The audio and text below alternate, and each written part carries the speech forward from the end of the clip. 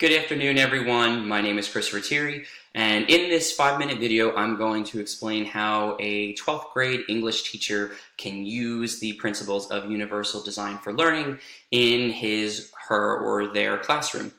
So the best way that I understand UDL is actually that kind of silly buffet metaphor that we learned at the beginning of our course.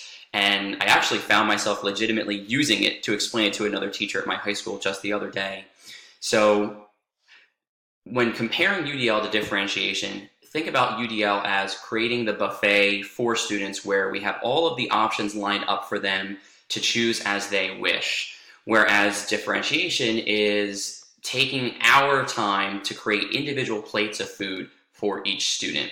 So in the long run, UDL is less time consuming, but it enables students to be much more self-motivated, and that way they can find the best way to engage themselves. So within UDL, there are 3 main strategies: engagement, representation, and then action and expression.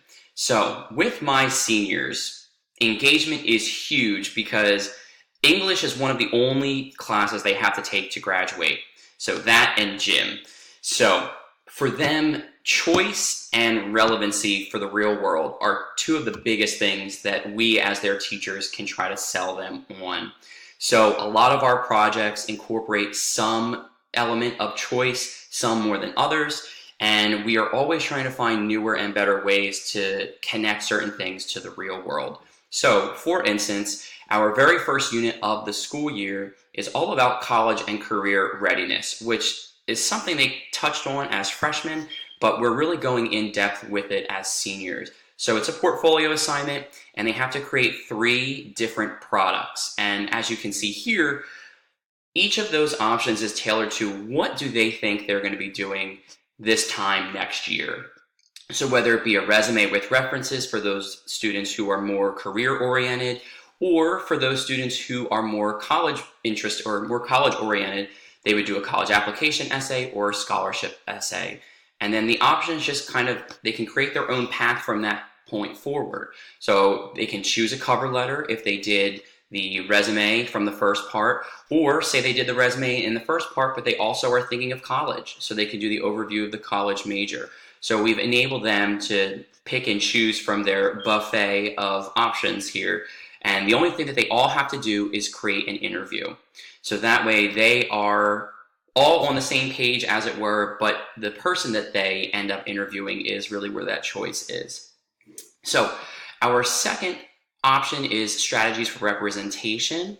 So one of the biggest things is these seniors do not really want to spend another full year reading a bunch of literature that truthfully doesn't mean a lot to them. And as our own director of curriculum told all of us in a meeting the other day, literary analysis is unfortunately increasingly antiquated. So why we're still teaching Macbeth, I don't know, but we are still teaching it. So what we do is we try to make sure that we teach them, okay, this play is super old, but what are some of the larger real-life philosophical concepts that we can teach you? So we start with this anticipation guide where it starts with general questions like too much ambition can be dangerous. And my students actually wanted to debate all of these questions. So I thought this was a great way to engage, but also then to start representing some of those huge psychological and philosophical concepts in the play. So moving forward, for each act, what I'm going to do is create a concise reading guide. And as you can see here, this is typically the form it's going to take, where we have bits and pieces of the original dialogue on the left, and then in the column on the right, the students have all the possibility to annotate, ask questions, identify literary terms, ask questions, all of those good things right there next to the original. And thus far, students seem to be very interested in this method. And then for certain scenes that might not be important, I'll show you here. So for instance, okay, so scene 4, we're not going to read as a class in too much depth. So what I've done is I've just included a small summary. That way the students still get all of that information right in their same packet, but they're not reading every scene verbatim. So In terms of the third category, which is expression, this is where it kind of connects to my change agent, not choice agent, change agent project. So what I'm hoping to do is I'm going to hold up what I'm trying to do is for our Macbeth project, I want to incorporate the multiple intelligences in some way, especially since I noticed last year that a lot of our expression options were writing based in some way. And I want to make sure that we get away from that, especially because I know that I'm biased toward writing tests because I'm a good writer. I hate making videos, but here I am doing it, so I understand that there are ways to get students to express their knowledge in multiple ways.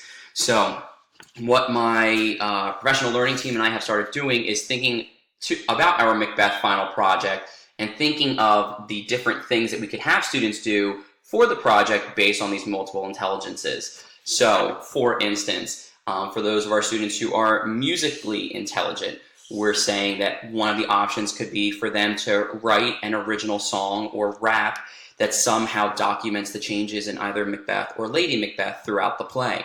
Or if they want to create a playlist of songs with some kind of explanation, whether it be written or verbal or even through video, to explain how each of those songs represents a different part of the play.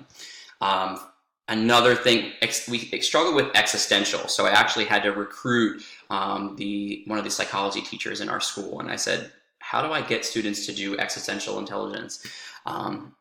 So the main questions for that, for instance, are why we live and why we die. And I'm like, oh, well, that would be perfect for Macbeth since there's lots of death in it. And obviously the main characters do struggle with those exact questions. So for instance, we might have those students define what it means to live versus what it means to die, and then almost adopt the character of Macbeth or Lady Macbeth and provide their own philosophy of life and death. So there's more on this to come, and I'm hoping that the students like it a lot more than they liked the Macbeth project last year, because in all honesty, I hated it probably more than they did. So this is both for my benefit, but also for all of my students' benefit, especially for those of them who do not want to write the traditional essay. So that's my spiel. I did go over the 5 minutes. I tried my best, but here we are. Thanks, everyone. Bye.